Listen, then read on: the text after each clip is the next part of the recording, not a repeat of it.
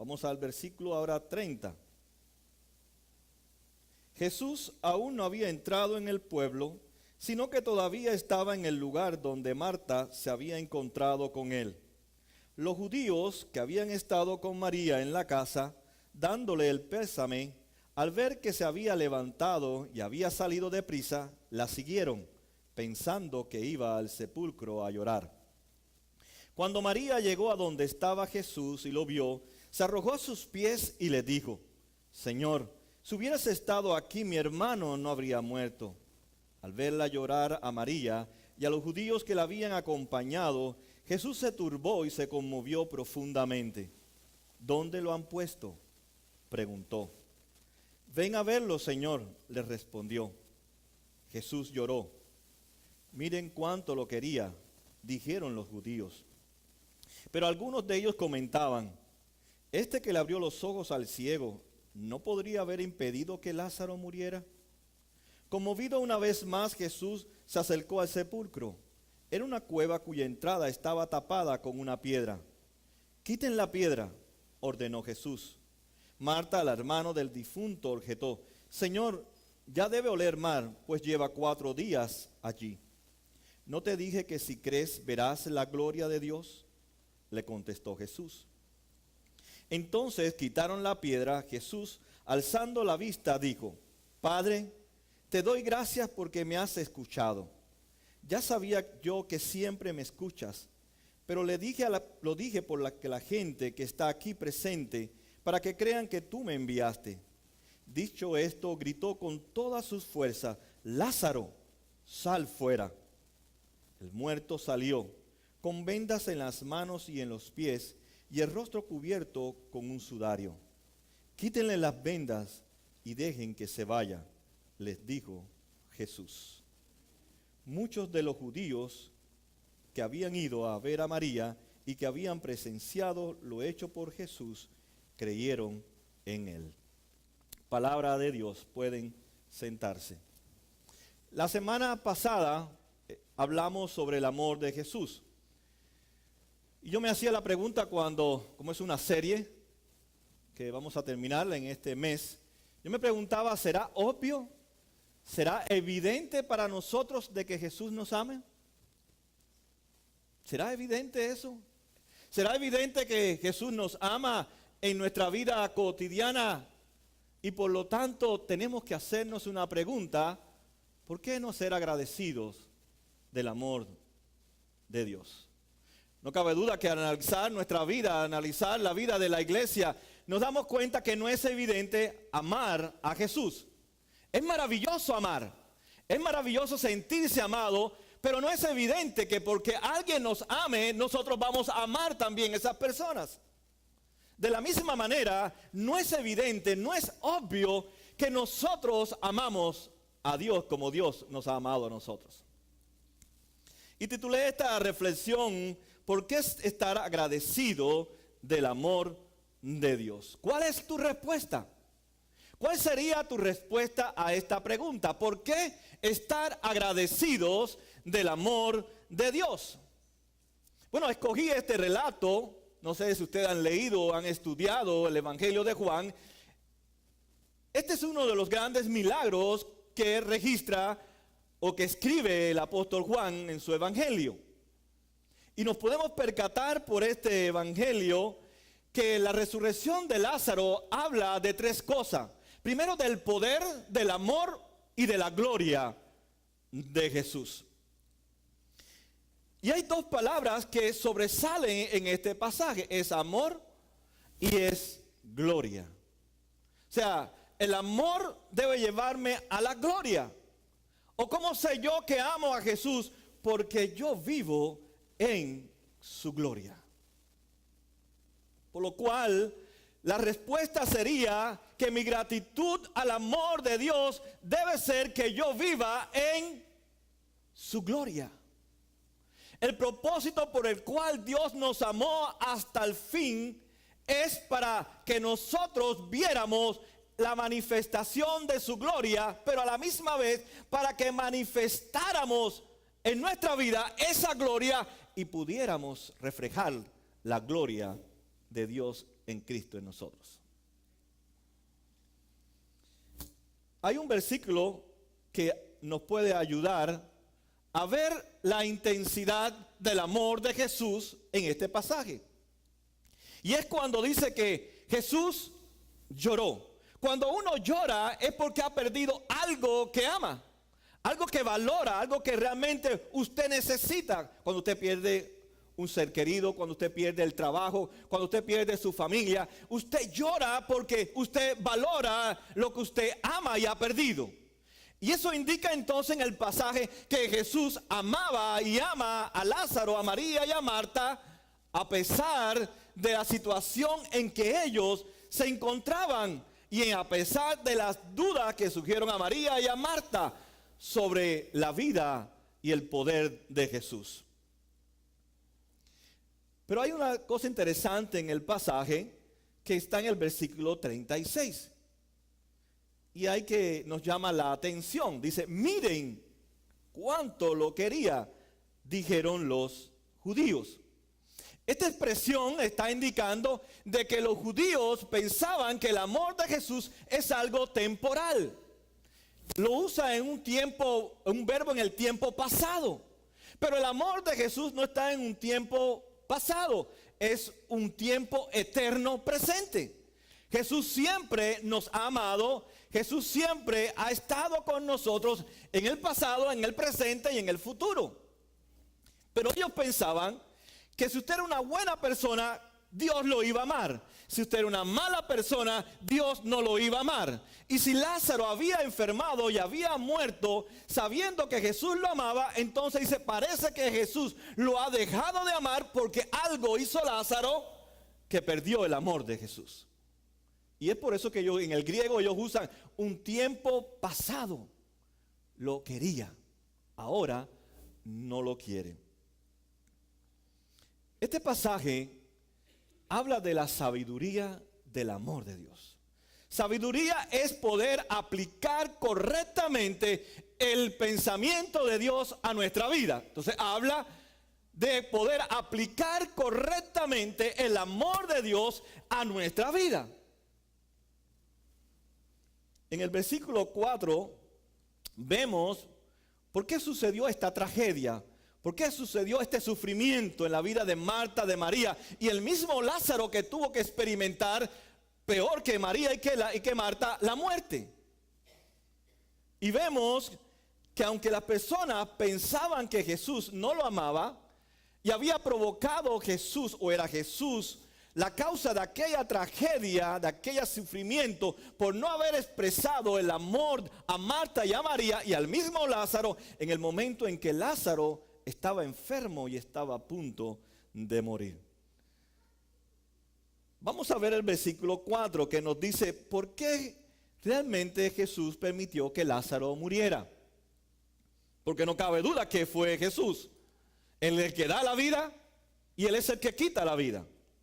Dice, cuando Jesús oyó esto, dijo, esta enfermedad no terminará en muerte, sino que es para la gloria de Dios, para que por ella el Hijo de Dios sea glorificado. En el mismo Evangelio, en el capítulo 9, vamos a ir una vez más cuando Jesús vuelve a hacer otro milagro, sanando a un ciego. Y surgió la pregunta, bueno, ¿quién pecó, él o sus padres? Una vez más, si él se enfermó, entonces hay algo en el corazón de este ciego que lo llevó a esa enfermedad. Hay una maldición, hay un castigo. Y vamos a ver por qué Jesús permitió, o Dios permitió que este hombre fuera ciego y se encontrara con Jesús. Dice en el capítulo 9, versículo 3, ni él pecó ni sus padres, respondió Jesús, sino que esto sucedió, o sea que él estuviera ciego, esto sucedió para que la gloria de Dios se hiciera evidente en su vida. Esto nos lleva a un principio que muchas de nuestras tragedias, de nuestros sufrimientos, de nuestro llanto, tiene un propósito en las manos de nuestro Redentor. Pero nosotros desde la perspectiva humana no lo vemos así. Y el sufrimiento es una oportunidad para ver el amor de Dios y que se manifieste la gloria de Dios. Claro, vivimos en una cultura evangélica en que nos enseña que hay que reprender y sacar todo sufrimiento. Es una falacia, es una mentira, porque usted no tiene el control sobre una tragedia sin un sufrimiento. ¿O lo tiene? Usted no lo tiene el control. Y usted no puede decirle al sufrimiento, apártate de mi vida. No, porque usted no tiene el control. Y el sufrimiento Dios lo usa para desbordar su amor en su vida y a la misma vez que usted entienda la gloria de Dios en usted. María, Marta y los judíos no habían visto el sufrimiento desde esta perspectiva.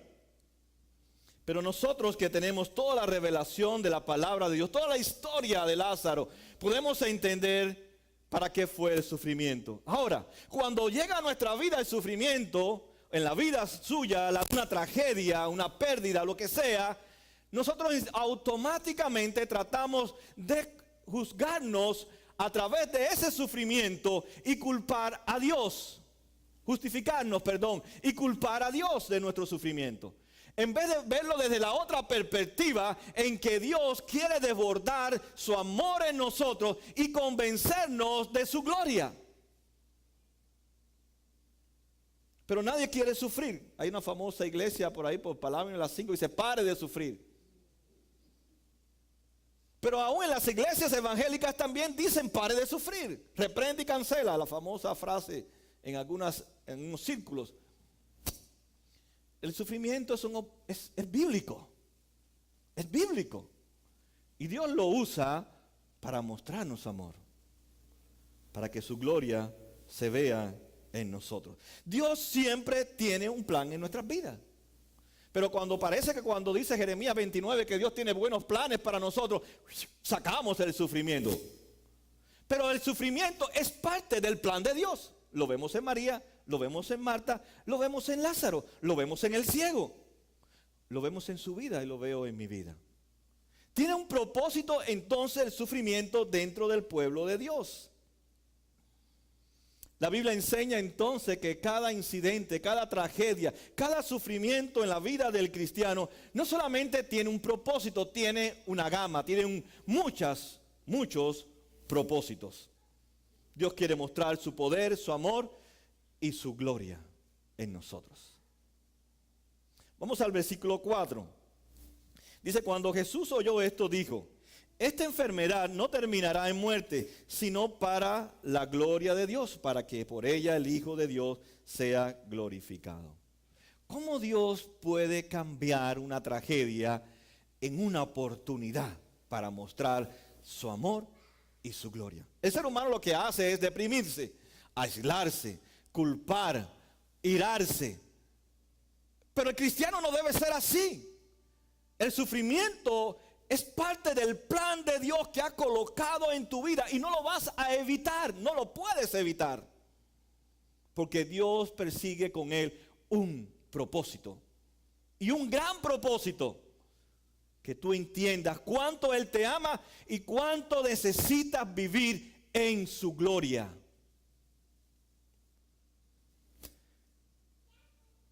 Por tanto, cada sufrimiento en la Biblia tiene su explicación.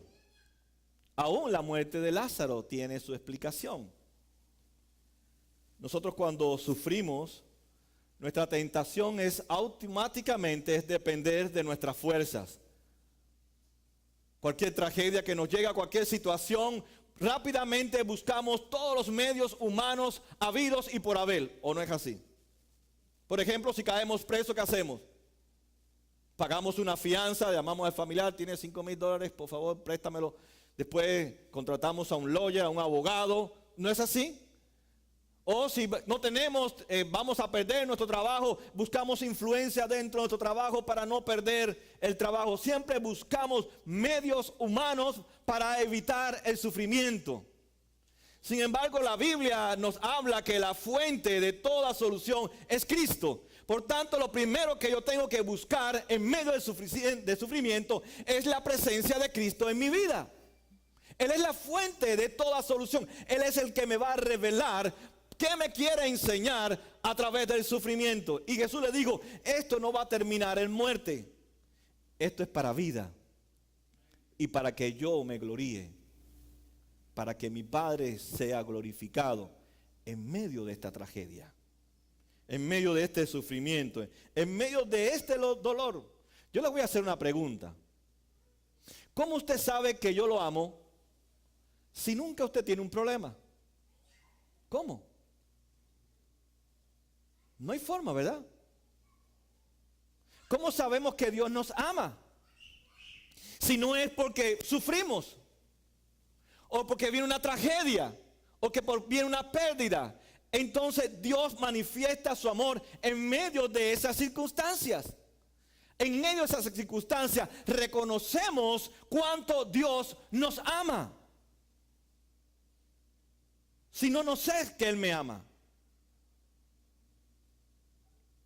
Una de las mentiras que nosotros hemos adoptado por siglos y siglos y siglos es que nosotros tenemos el control de nuestra vida y el control de la vida de los demás.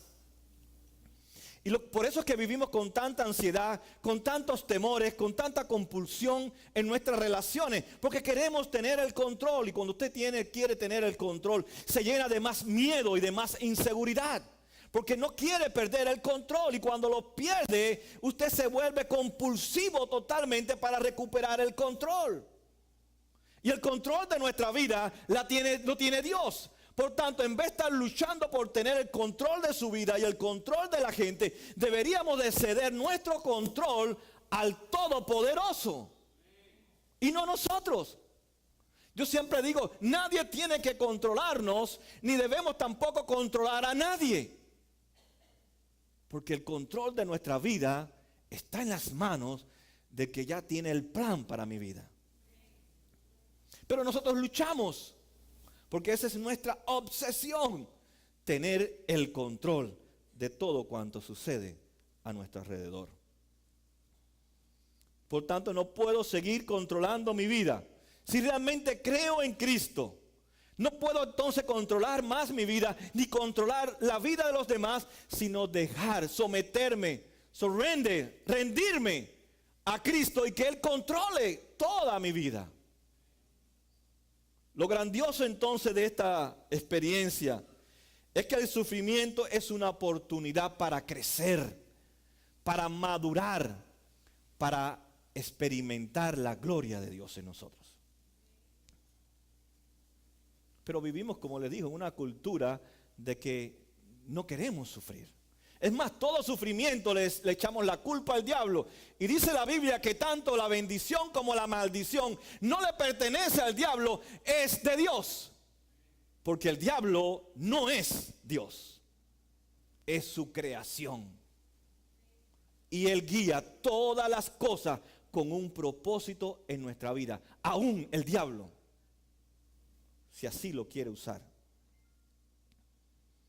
Por tanto, la Biblia entonces nos habla que el sufrimiento es una oportunidad para experimentar el amor de Cristo, para experimentar la gloria de Dios en nosotros.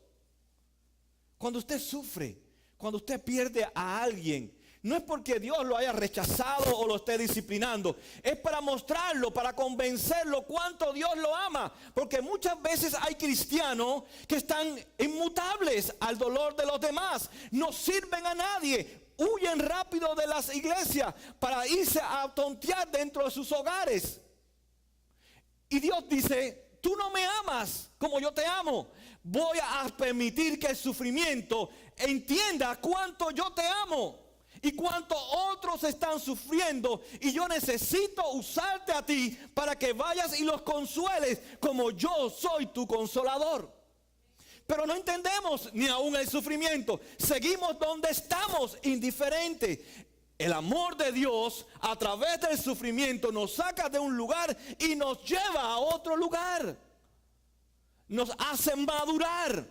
Tiene que estremecer mi vida y decir, de verdad que estoy inactivo espiritualmente, vengo al templo, me siento como cualquier otro se sienta, salgo rápido con mi familia y durante la semana eso es todo lo que yo hago. Y por eso el sufrimiento Dios lo permite en tu vida. No cuestiones el sufrimiento, busca que Dios te está enseñando de su amor en tu sufrimiento. Wake up, levántate, despiértate. No sigas más ahí durmiendo. Pero pensamos que se murió porque se tenía que morir. Pasó el accidente porque tenía que pasar el accidente. Es cierto que vivimos en un mundo caído. Es cierto que somos pecadores. Pero Dios todo esto lo usa para hablarte a ti y para hablarme a mí. ¿De verdad tú me amas? ¿De verdad tú estás agradecido de mi amor? Y no es por venir al templo que le expresamos a Dios que estamos agradecidos de Él. Eso es lo más fácil que hay en nuestra vida cristiana. Venir y sentarnos en las sillas. Es vivir el amor de Dios en la escuela, en el trabajo, donde quiera que estamos, en la familia. Le voy a poner una ilustración verídica, no es mentira. En una ocasión una iglesia contrata a un joven pastor para ser pastor de jóvenes. Y el staff de la iglesia, el equipo de la iglesia, y el pastor estaba contento con este joven, con muchos dones, muchos talentos, con su esposa y sus dos niñas, una de 5 y una de 18 meses. Lo contratan para la iglesia, él va desde Ohio hasta Los Ángeles. Él prepara toda su mudada, carga su camión. No te estoy metiendo miedo, Jaime, así que no tiene que sucederte la misma historia. Él comenzó a manejar su camión directo hacia Los Ángeles, muy entusiasmado ya con toda la visión de trabajar con los jóvenes, todo lo que iba a hacer. Su hermosa esposa con sus dos hijas iba manejando detrás. De pronto pierde el control, se va contra la baranda y ella y sus dos hijas mueren en el accidente. Instantáneamente. Un hombre que iba a servir a una iglesia, de pronto no tenía esposa ni tenía hijos. Pero en medio de toda aquella tragedia que es sufrimiento, el que narra la historia, que es el pastor que lo había contratado, impactó tanto la fe de este joven de 27 años que la iglesia fue reavivada. ¿Qué le parece? ¿Dios está loco o no está loco? Está loco. Usar la muerte de 3 personas y la vida de un joven que todavía nadie lo conocía, impactar y avivar la fe de la iglesia al ver cómo este joven respondió en fe a lo que había hecho. Pero lo segundo es que la iglesia lo aceptó y lo amó. Aprendieron 2 cosas. Posterior, años después, se casó y Dios le dio 2 hijas más. ¿Ve cómo Dios usa el dolor y el sufrimiento de una persona que tenía muchas expectativas en su vida y en su ministerio, y la iglesia que lo esperaba fuertemente con los brazos abiertos para esperarlo y recibirlo en la comunidad, sirvió para algo que estaba mal en la iglesia? Y este pastor entendió que Dios había usado el sufrimiento de este joven para que la gloria de Dios se manifestara y el amor de Dios se manifestara en su iglesia. Así es Dios. Porque anyway, ella y sus 2 hijas están en la eternidad. No perdieron nada. Porque era cristiana, eran hijas del pacto que Dios había prometido, la salvación no solamente para ellos, sino también para sus hijos. Así que el propósito también en la vida de Marta y de María era lidiar con esta situación que fue una tragedia. De pronto se enfermó Lázaro, no sabemos qué tiempo, y de pronto Lázaro muere en cuestiones de días. Y mandan a Jesús un mensaje. Pero no es un mensaje, si usted nota, en el griego dice que es una oración que hace María. Por eso dice: Señor, tu amigo, que tú amas, que tú quieres, está enfermo. Vemos cómo María lidia con el dolor y lo primero que hace es ir a la presencia de Dios. Ellas oraron: tú eres la solución a mi problema, Jesús. Y ellas oraron: Señor, a quien tú amas. No dijeron: Padre o Señor, mira Lázaro, que es un buen siervo, es un gran músico, es un gran predicador, es un gran hermano, hace muy buenas obras. Dice: a quien tú amas. Si usted nota, la oración está basada no en lo que hacía María, Marta y Lázaro, sino en el amor de Dios. Y la base de nuestras oraciones es el amor de Dios. Padre, tú me amas. Y por eso yo puedo llegar en tu presencia. Es como ellas lidiaron con su dolor. Fueron delante de Dios porque Él es la fuente de la solución a su problema.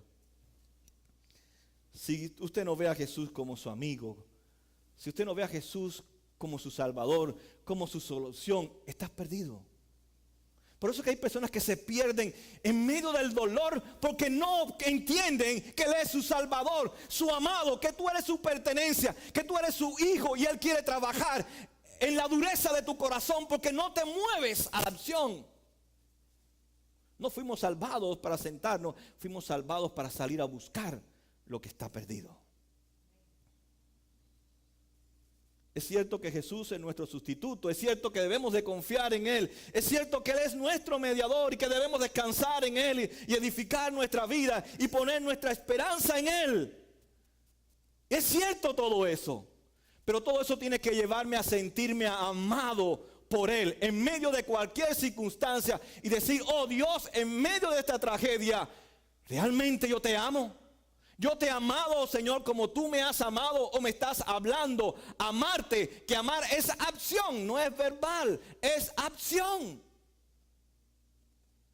Pero nosotros nos quedamos en la soledad, en la depresión, en la inactividad.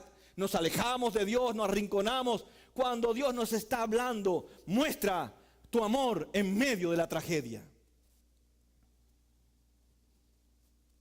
Lo segundo que hizo Marta y María es la actitud de esperar. Dice el versículo 4, cuando Jesús oyó de esto, dijo, esta enfermedad no terminará en muerte. Es una excelente noticia. Oh, no va a terminar en muerte, pero ¿qué pasó cuando terminó en muerte? Ellas se preguntaron, ¿qué pasó que murió Lázaro? En el versículo 32, Juan nos dice, cuando María llegó a donde estaba Jesús y lo vio, se arrojó a sus pies y le dijo, Señor, si hubieras estado aquí, mi hermano no hubiera muerto. Y en el versículo 5 enfatiza Juan, Jesús amaba a Marta y a su hermana y a Lázaro. A pesar de eso, cuando oyó que Lázaro estaba enfermo, se quedó 2 días más donde se encontraba. Me imagino que Marta y María preguntaron, ¿cómo Jesús puede amar a Lázaro y a nosotros si se ha quedado donde está? Jesús quería que Marta y Lázaro y también María pasaran por la experiencia del sufrimiento para que experimentaran su amor y pudieran recibir y vivir en su gloria. Si usted no tiene problemas, ¿cómo vamos a experimentar las promesas de Dios? ¿Cómo? ¿Cómo si nunca no ha tenido dinero puede decir que no hay justo desamparado ni su simiente que mendigue pan? ¿Cómo si nunca ha visto una espada puesta en el tiempo bíblico, una pistola puesta en su cabeza, si nunca ha vivido esa experiencia de estar frente a la muerte a través de una mala noticia de su enfermedad, ¿cómo va a saber que Dios es Emmanuel, el Dios con nosotros? Si no se nota, en cada promesa de Dios tiene que haber una circunstancia difícil para que se manifieste la promesa de Dios. ¿Cómo sé que Dios es fiel a sus promesas si no pasa nada en mi vida? En medio de situaciones difíciles, yo veo las promesas de Dios cumplidas en mi vida. Entonces, si Jesús se demora, era porque quería que Marta y María y los judíos vieran sus promesas cumplidas. Que dice dentro del mismo capítulo 11, yo soy la resurrección. El que cree en mí, María, aunque esté muerto, vivirá. Juan 11:25. Yo soy la resurrección. Yo soy el que tengo el poder sobre la vida y sobre la muerte. Y el que cree en mí, María, aunque Lázaro esté muerto, él está vivo. Porque yo soy el que le doy la eternidad a Lázaro. Lo próximo que vemos que ellas hicieron es valorar el amor de Jesús. Valorar el amor de Jesús. Dice que Jesús corrió rápido a la tumba, caminó hacia la tumba. Y vemos que lloró. Y es que pudieron observar ella en Jesús, que Jesús valoró su sufrimiento. Jesús se hizo responsable del sufrimiento de María y de Marta. Jesús se hace responsable de nuestro sufrimiento y Él hace algo por nosotros. Y ahí es donde Él cumple su promesa. Él no está indiferente porque si Él me ama, Él no puede ser irresponsable con mi sufrimiento. Él es responsable. Por eso dice que lloró, se entristeció, se agonizó en ese momento en que vio cómo estaba Marta y María desesperada por ver que Jesús estuviera antes de que Él muriera. Jesús entiende entonces mi dolor, mi sufrimiento. Él está conmigo. ¿Sabe por qué? Voy a leer Oseas 11. Es un libro que me gusta mucho del Antiguo Testamento, toda la Biblia. Dice desde 11, 1 y 2. Desde que Israel era niño, hablando de una forma de una metáfora de un padre con un hijo. Dice, cuando Israel era niño, yo lo amé. Yo lo amé. De Egipto llamé a mi hijo, pero cuanto más lo llamaba, más se alejaba de mí.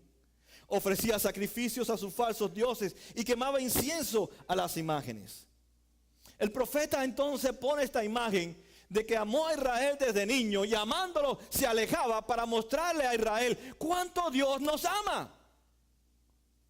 Aún como tú eres y como soy yo, que Dios nos llama y nos llama y nos llama, sírveme, sírveme, busca, discipula, y tú no lo haces, y tú no lo haces, y tú no lo haces. Dice que Él te sigue amando. No debería de amarnos, sin embargo, aunque buscamos otros ídolos, que es lo contrario a la gloria de Dios, dice que Él me sigue llamando, me sigue amando. Pero dice eso 19:5, si ahora ustedes me son del todo obedientes y cumplen mi pacto, será mi propiedad exclusiva entre todas las naciones, aunque toda la tierra me pertenece. Entonces Jesús nos está diciendo a través de su palabra que somos un tesoro especial para Él, le pertenecemos a Él, y por pertenecerles a Él, sufrimos, pero Él muestra su amor en nuestra vida en medio del sufrimiento, para que valoremos su amor expresándolo en su gloria. Le dije que lo contrario de la gloria es hacernos falsos dioses. ¿Sabe que el problema del pecado cuál es? Es la gloria. Y eso dice Romanos, su capítulo 1. Hemos cambiado la gloria de Dios por la creación. Hemos cambiado. Muchas veces Dios nos llama y nos dice, no, yo no quiero hablar contigo. No, yo no quiero saber nada de ti. No, yo no quiero servirte. Y Dios sigue insistiendo en nuestra vida. Y sigue insistiendo en nuestra vida. ¿Por qué? Porque tú y yo preferimos llenarnos de toda la gloria que nos ofrece el mundo. Satisfacer nuestra vida con nuestros hijos, con nuestra familia, con nuestro negocio, con la fama, con el poder. Y eso son falsas glorias, porque son temporales. Por eso hemos cambiado la gloria de Dios por la gloria de los seres humanos. Nuestra gran preocupación es sentirnos amados por alguien. Por eso usted trata y trata y trata para que se sentirse aceptado o aceptada por su esposo o su esposa, por su escuela, por su sociedad, por sus amigos, porque usted quiere la gloria de los hombres. Porque su esposa y su esposo es un hombre. Sin embargo, no buscamos la aceptación de Dios. No luchamos para que Dios nos acepte como sus hijos y vivamos como sus hijos. No me vaya a mentir, porque nos conocemos todos bien, porque somos pecadores. Y buscamos la aceptación más de la gente que de Cristo. Es así. Por eso usted vive buscando satisfacción donde no está Cristo. Por eso hoy nuestros jóvenes, ¿dónde encuentran su satisfacción? En las redes sociales. En su cuarto solo ahí, en su soledad, distanciado del mundo que lo rodea, hundido ahí en la pornografía, porque tiene que ver pornografía, I'm sorry con excuse me. Su hijo con 5 años ve ya pornografía. Porque le entra constantemente en el teléfono que dice usted que es para comunicarse con usted.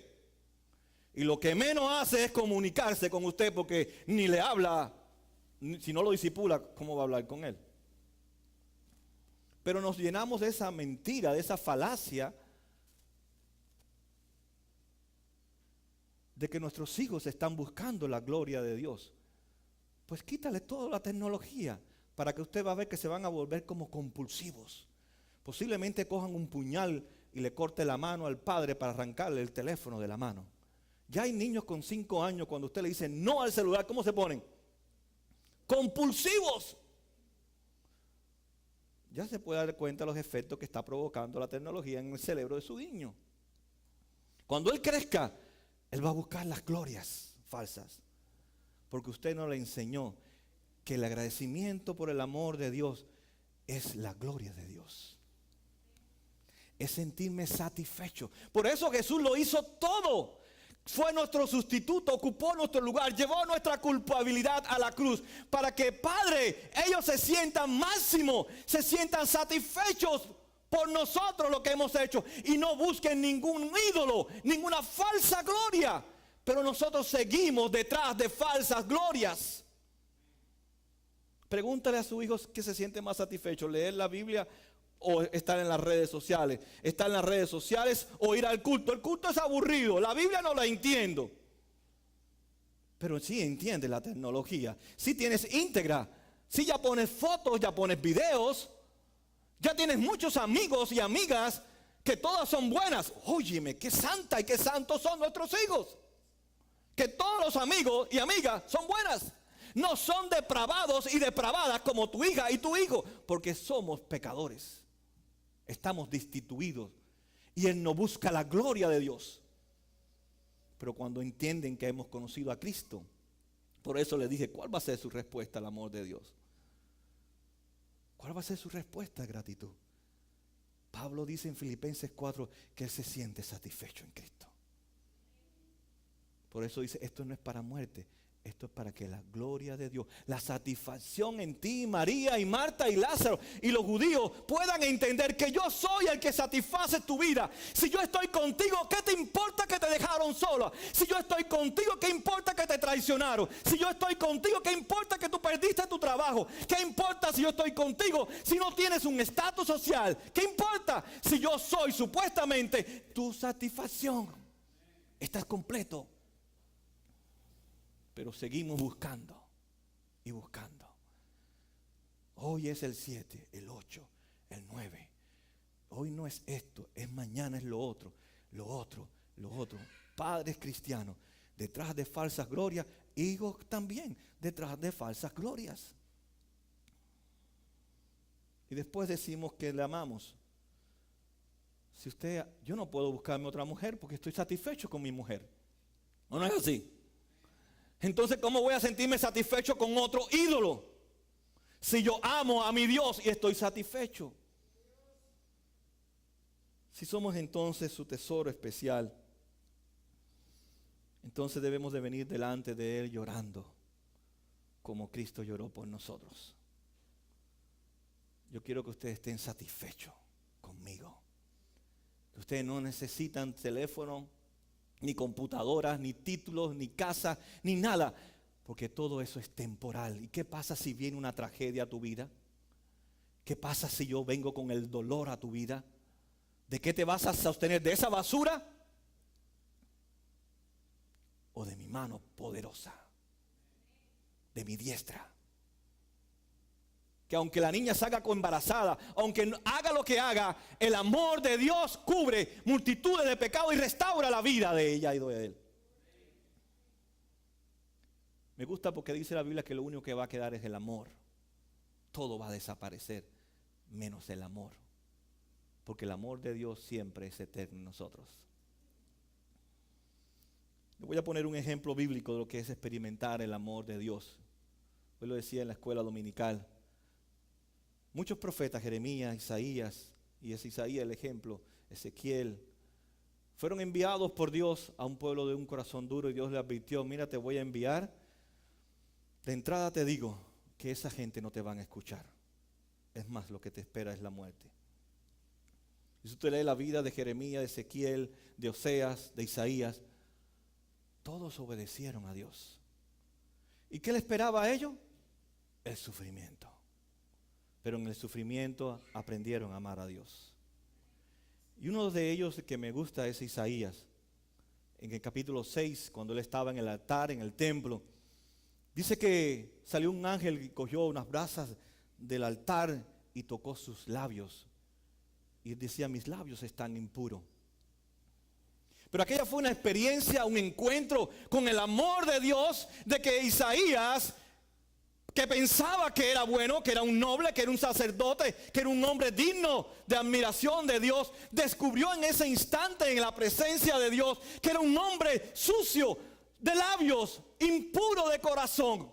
Pero aquel encuentro con él cambió totalmente su vida y dijo Dios, ¿quién voy a enviar a Israel? Y digo, heme aquí, no busques a más nadie, envíame a mí. Tu amor me ha tocado, tu amor me ha impactado. Yo tengo que, a pesar del sufrimiento, y fue cerrado, lo cortaron con una sierra, no con una sierra eléctrica, es obvio, ¿verdad? Con un serrucho lo cortaron, dice Hebreos capítulo 11, pero a pesar de la muerte dolorosa que sufrió, él experimentó el amor de Dios en aquel templo. Y la gracia de ese amor permitió ver la gloria de Dios, sentirse satisfechos con Dios a pesar del sufrimiento que iba a enfrentar el profeta. Debemos entonces valorar la gracia y la misericordia de Dios. Dios lo ha hecho todo por nosotros. Jesús resucita a Lázaro. Y así es Jesús cuando Él nos ama. Él también se envuelve en el problema. Él se vuelve un problema. No sé si usted se ha percatado al leer la Biblia los momentos claves que tienen que ver con la cruz. Y este es un punto clave en el Evangelio de Juan, que tiene que ver apuntando hacia la cruz. Muchos de nosotros no nos metemos en problemas de otros porque vamos a buscarnos problemas, ¿no es así? Y yo he escuchado a muchos de ustedes, no, yo no me involucro porque voy a buscar un problema. Pues déjeme decirle, si Jesús nos ama, ¿por qué se mete en nuestros problemas y se busca un problema? Si usted ama, usted tiene que buscarse un problema. Porque Él es el ejemplo del amor. Vamos al Evangelio de Juan, en el capítulo 11. Vamos hasta el versículo 51, que no lo leímos. Dice, por esto no les digo por su propia cuenta, sino que como sumo sacerdote ese año, profetizo que Jesús morirá por la nación judía. Y no solo por esa nación, sino también por los hijos de Dios que están dispersos para congregarlos y unificarlos. Así que desde ese día en que Él resucitó a Lázaro, Jesús ya peligraba. Él mismo se condenó. Y dice al terminar en el 53, así que desde ese día convinieron en quitarle la vida. Jesús se buscó un problema porque la amaba a Lázaro, porque amaba a María. Jesús ha buscado un problema por amarnos a nosotros, que tuvo que ir a la cruz y recibir nuestra culpa. Por tanto, yo tengo que valorar el amor de Dios, porque Él se buscó un gran problema cuando Él no tenía ningún problema con el Padre. El que tenía que estar en la cruz era cada uno de nosotros por ser pecadores y desobedientes. Él estuvo dispuesto a pagar el costo. ¿Sabe por qué? Para que viéramos su gloria. Entonces yo tengo que valorar el amor de Dios. Tuvo un costo muy alto para que yo viera, despertara la gloria de Dios, me sintiera satisfecho, con propósito, con seguridad, con libertad, que la había perdido todo por causa de mi pecado. Él la recupera y me la regala gratuitamente. Por tanto, mi agradecimiento es estar satisfecho. Si yo no estoy satisfecho, no he experimentado el amor de Dios. Por eso mucha gente andan de una a la otra, de una a la otra. Porque aún no han experimentado el amor de Dios. Jesús quiere amarte para manifestar su gloria en ti. La gloria de Dios cambia nuestras vidas. Convierte nuestras tragedias en experiencias de amor. Necesitamos entonces muchas de estas experiencias, de estas tragedias en nuestras vidas, para que estemos satisfechos y no sigamos detrás de falsas glorias. Juan 17:24 dice: Padre, quiero a los que me has dado estén conmigo donde yo estoy, que vean mi gloria. La gloria que me has dado porque me amaste antes de la creación del mundo. Esta es la oración que Jesús pide por ti y por mí antes de partir a la cruz. Padre, yo quiero que estén satisfechos. Por eso lo voy a hacer todo, para que estén satisfechos, para que sea un pueblo satisfecho, no un pueblo consumista, no un pueblo endeudado, no un pueblo detrás de ídolos tras ídolos. Y la iglesia es idolatra. Vivimos detrás de cosas y cosas, porque no nos sentimos amados por Dios. Cuando usted se siente amado por Jesús, ¿por qué más quiere usted sentirse amado? ¿Por su esposa? ¿Por su esposo? ¿Por sus hijos? ¿Por su dinero? Nada de eso lo va a amar como lo ha amado Cristo. ¿Ustedes saben cuántos esposos se dicen te amo?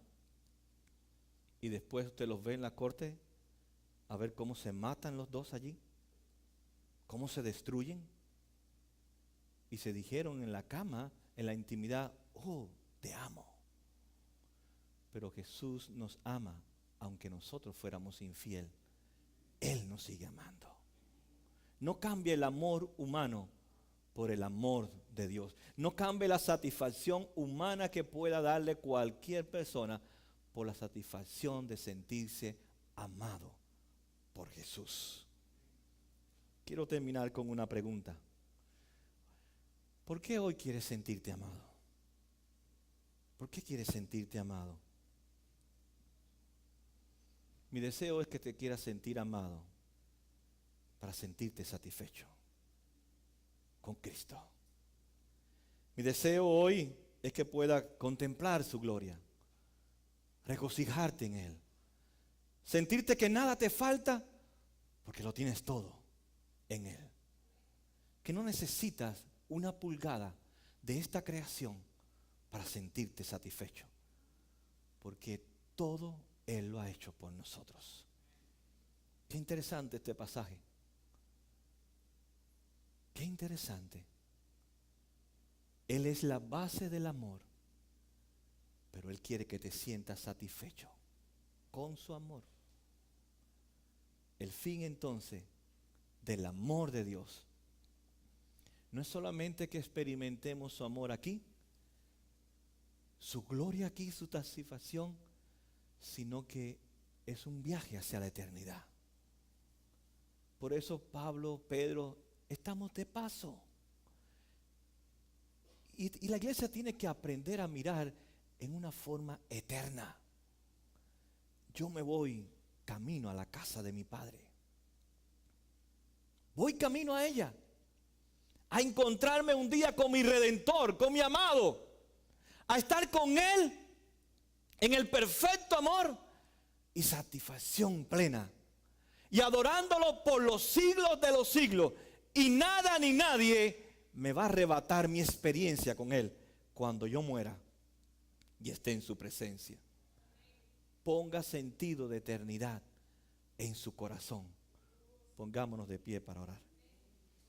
Padre amado, gracias.